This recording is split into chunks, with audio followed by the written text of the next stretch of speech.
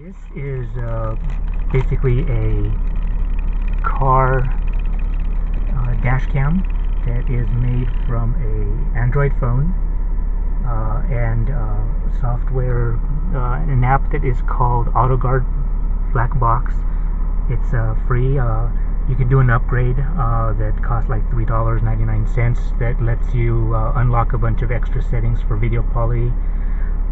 It's up to you if you want to do that, because most phones don't have high video quality to begin with. This phone is lucky to get 640 by 480, I believe. It's even less than that. It is definitely not HD. Using this app and this phone, I ran into a problem. I did not have anything that I could mount the camera on the windshield with. A lot of stuff is for mounting to the vent or stuff that would have adhesive on it that you could stick to the dashboard or someplace down on the side of your console. And I didn't want to actually do that. I wanted something that would stick to the window. And this mount that I found, which is kind of hard to see, but it's actually just a suction cup. It's got a little handle here to pull the suction, and it's got a semi-flexible piece of aluminum tubing, and it is mounted actually. The camera, or the phone is actually sideways on the mount. If you look at it from here, the mount would have been like this with the camera upright, and it is a quote sticky back mount. It is a tacky surface back in here to hold the camera, to hold the phone, and it only works as long as it's extremely clean. Once it gets a little bit of dirt on there, it's very slippery and nothing will stick to it. My first try at using this,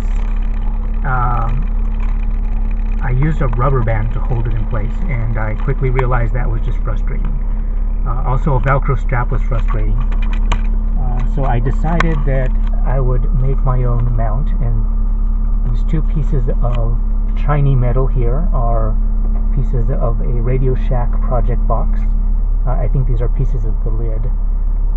They are aluminum, and I bent them into these L-shaped pieces, and I actually attached them to the back with a couple of screws. There's screws here, up here, and the holes are drilled right up in through the piece of plastic on each side, so they hold very firmly.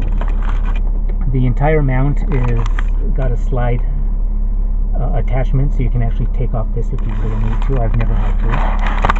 I bent these so they would cradle and clip onto the phone, including this bend down at the bottom so it would not catch on the edge of the phone when I put the phone in. So you can see how that works right there, and it just sits right in there.